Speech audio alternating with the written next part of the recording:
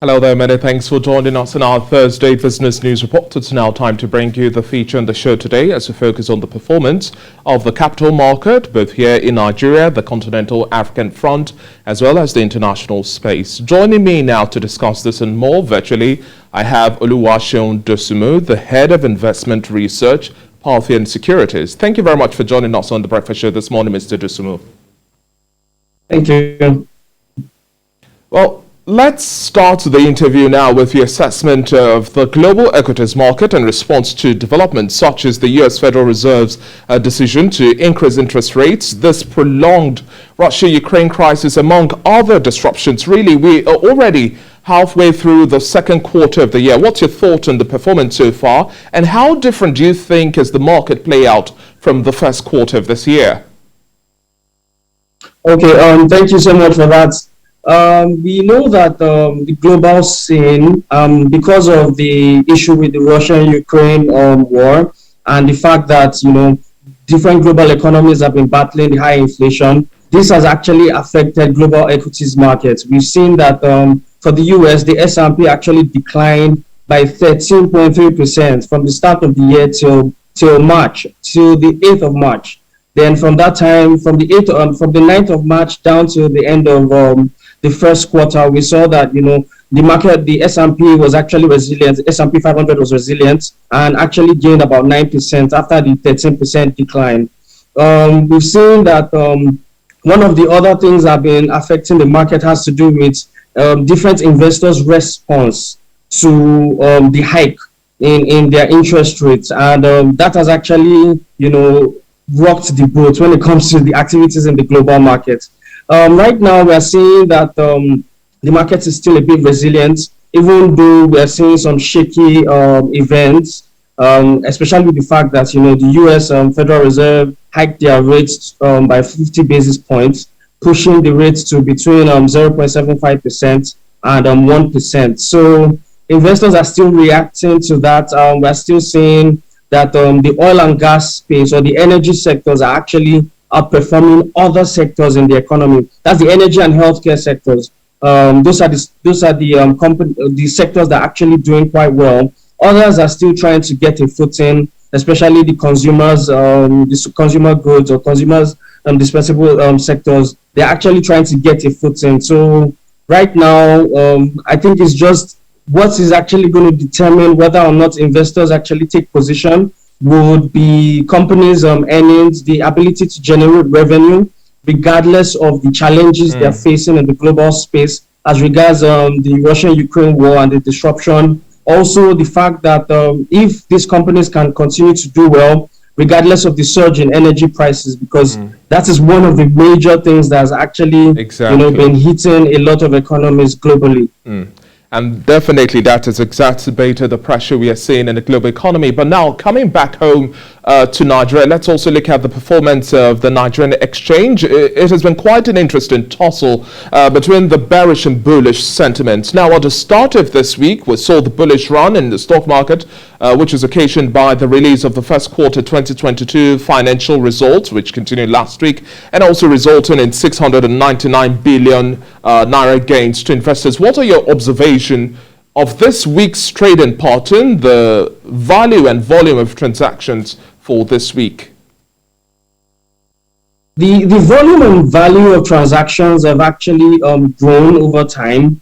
We've seen that since April, the market has been on an upturn. I mean, this week we saw mild profit taking, but that was largely due to MTN because there was investors actually took profit on MTN shares. But we saw that after that, the market also rebounded. I mean, pushing as high as 1.99% the day after. So right now, the market is quite strong. We're seeing that investor sentiments are actually intensifying, largely driven by position taking in the large cap stocks such as MTN, Airtel, Seplat, and the likes. I mean, the influencers such as the top 15 stocks on the NGX. So right now we're still quite optimistic. I mean, the financials actually helped the numbers, and also one of the major things actually helping our markets is the fact that we have domestic players driving our markets. I mean, before now, foreign players were actually in our markets. They had more dominance in our market, but since 2019, we've seen that has actually declined. So the perceived election risk that normally happens every pre-election year is not happening.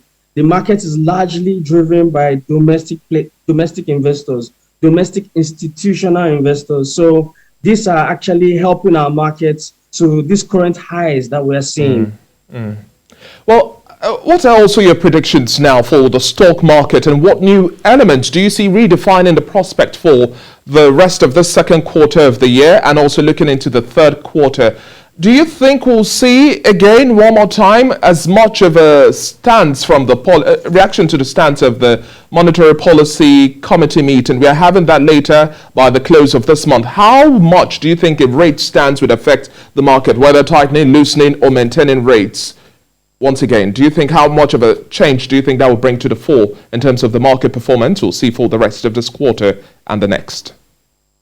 Oh, okay, thank you. So for the first question, what we expect the market to do, or our expectations of the market for this quarter, actually, we still expect that, activities would remain positive.